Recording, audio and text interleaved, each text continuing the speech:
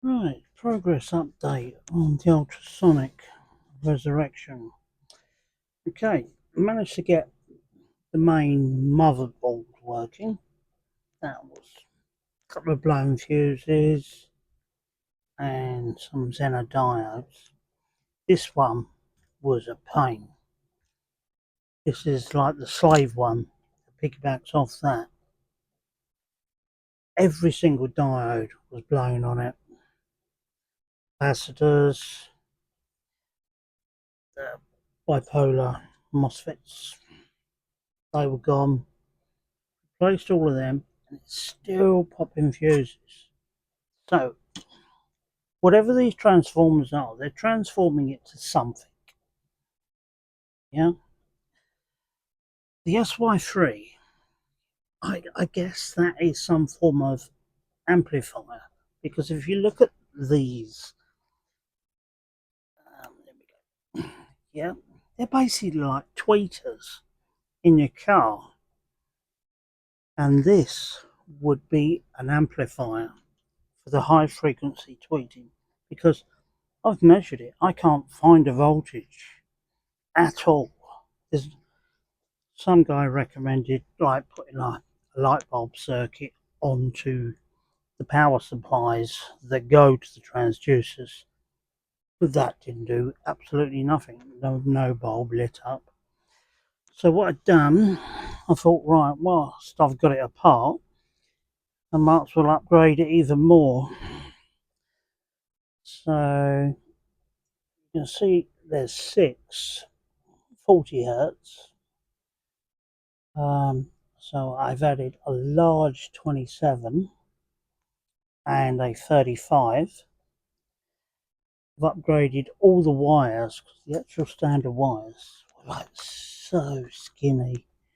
Yeah, I mean, this is like, oh, it's not even a hairdryer wire, is it? This is ridiculous. I mean, all the neutrals were melting. So I've got a new motherboard, new slave, branched off with another slave over on this side, and this runs these two. And what else did I do? Oh yeah, the reason why it was melting down is because I didn't realise it had a fan on the bottom.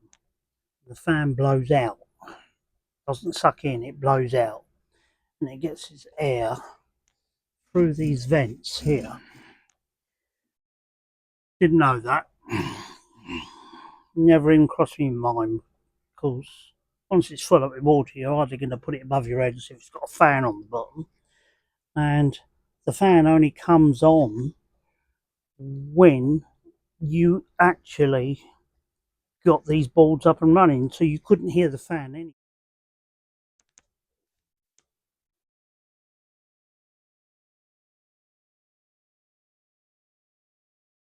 As I was saying, the original design was the fans would only come on when the ultrasonic was running, and of course you never knew they were on, so you never knew even really. I didn't even know they were there.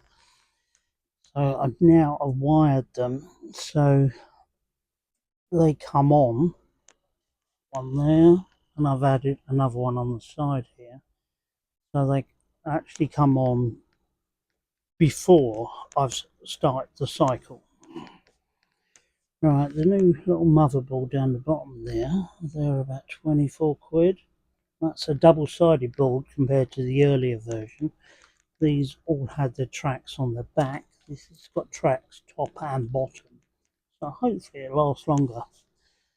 I'll do a 2-second burst.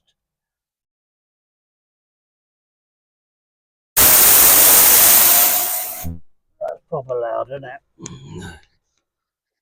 That's proper loud now because I've added a larger 27 hertz and a 35 hertz. It's running off a third board. So I've got 2 slaves and my mother now. And it seems to be working absolutely fine. So let me think. price wise, this original one was 15 quid. That one came through at 22 quid or something like that. Got no idea why. They're both identical. So it's definitely worth repairing them rather than throwing them away.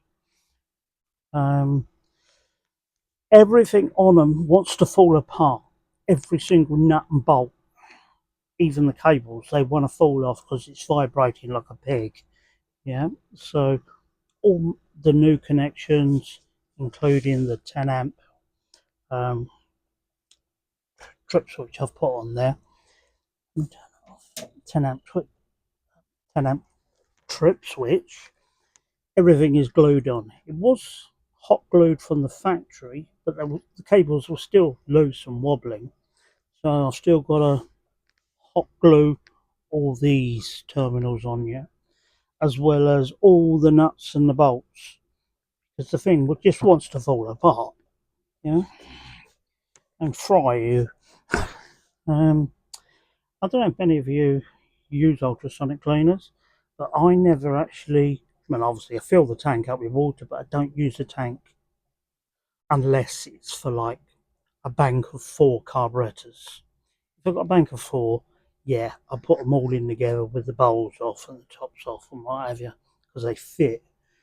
Normally, I always just use like vinegar, put them all in separate things.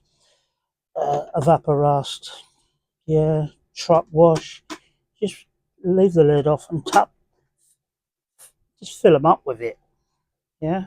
Don't contaminate your water, there's no need to. And you can use, as long as you're not using heat, I mean, there's no reason. I mean, if that was full up with petrol, that would work very, very well, yeah. Just don't put the heater on. It's not that hard, is it? Okay, that's about it. God, it did have me going though. This one was driving me nuts because, okay, you've got 2 transformers. Yeah, so it's transforming something clearly. I cannot measure the voltage. Yeah, I've got no idea what the output is. I tried the 240-volt bulb connected to the transducer. Nothing lit up on that. So that was one guy's suggestion to try to see what the output is. I can't measure the output. Yeah, it doesn't show up as AC, it doesn't show up as DC. So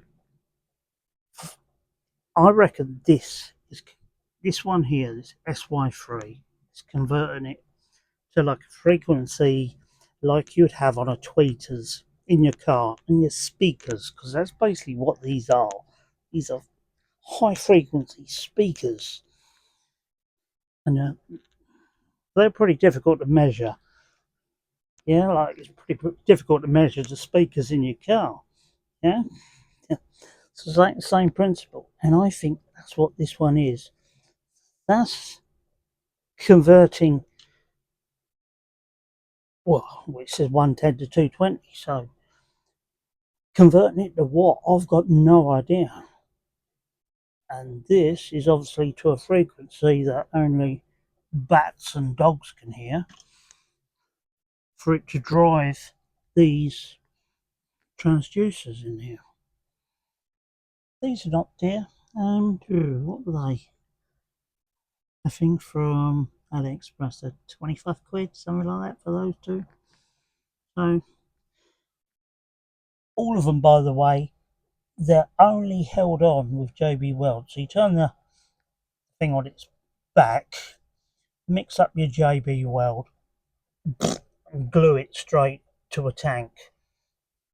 And that's all it is. That's all they're using is JB Weld, or a Chinese version of it. I do have the Chinese version, but I didn't bother drawing it because I thought, I really don't want. I mean, I trust JB Wells not for that to drop off and short out my board. Yeah, I haven't got a lot of faith in the Chinese two-part epoxy. No, well, it's obviously working on these six. They haven't fallen off, but JB Weld does the job. So, I think I'm done. Alright guys, I hope that helps somebody. Anything else to tell you? Let me think. No, no, pretty much there. On this slave board, there were so many components.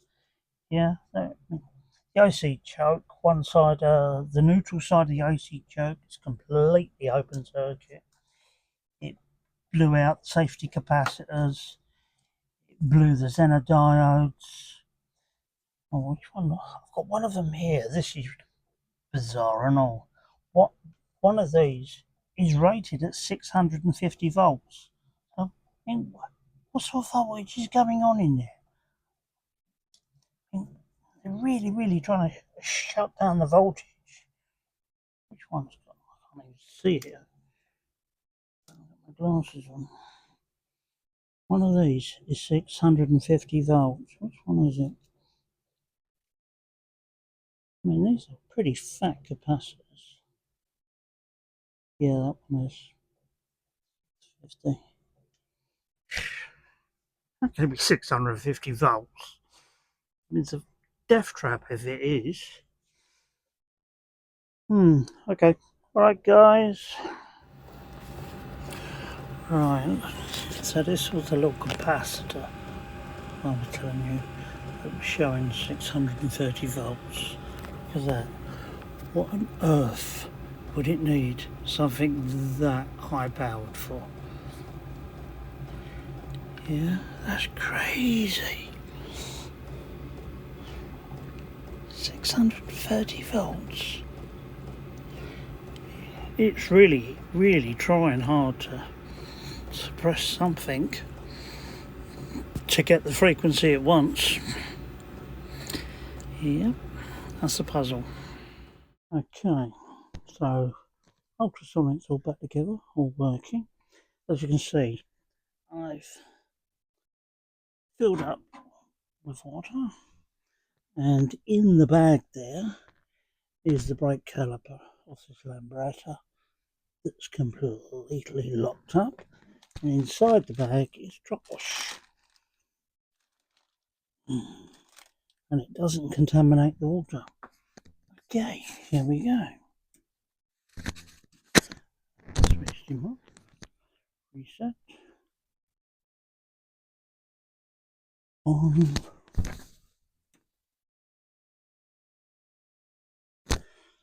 On. Still haven't got to the buttons around the front.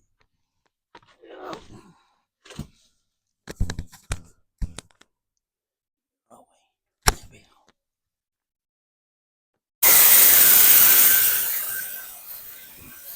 Okay. Oh, there's plenty of ripples coming up. Leave that for about 15 minutes. See how we get on. Hopefully you can see this. So the water is clear, but in the bag that I haven't touched at all I've done is put a brake caliper in there with some truck wash, and within 3 or 4 minutes the water is really, really black. You can actually see the, hold on a second, let me put it on. You can see the waves it causes, especially now there's 8 transducers in there. Hopefully you can see the water. It is jumping around. Now that's very strange, the camera's picking up something there, but I can't see with my eyes. Now what? It's like flame.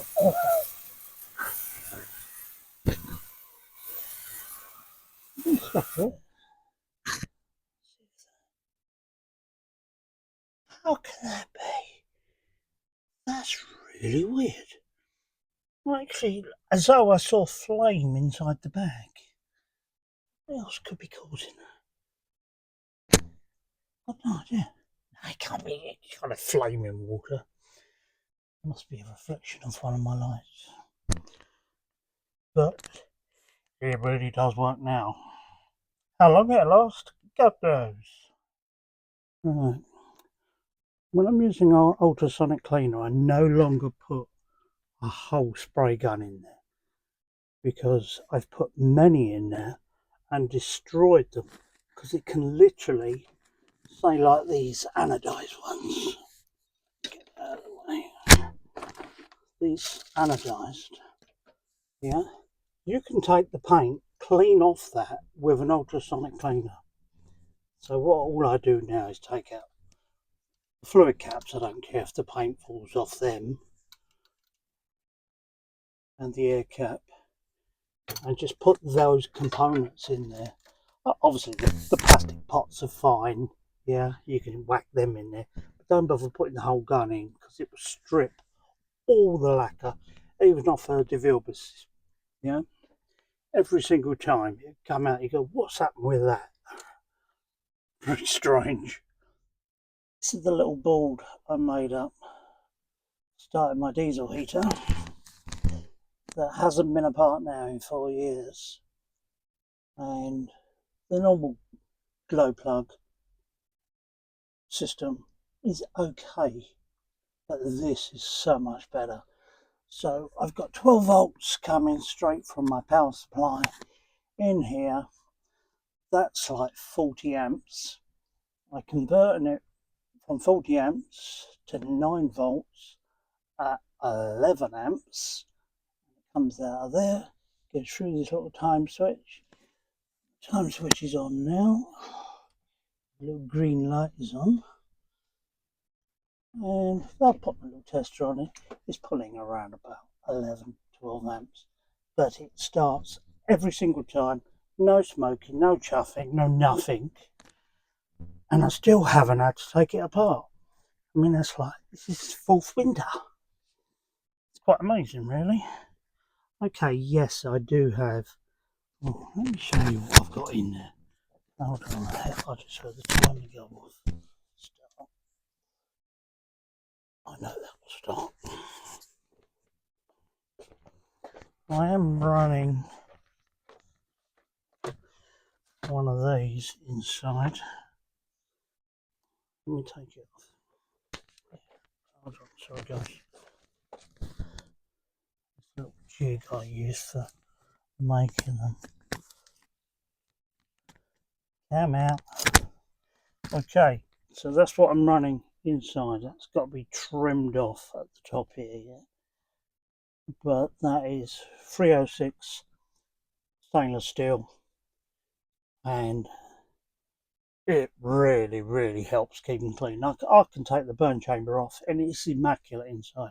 And you have a look at like the, what would you call, the cylinder head, the heat exchanger. It is perfectly clean and they work great. Take that off. Okay, enough of diesel talk.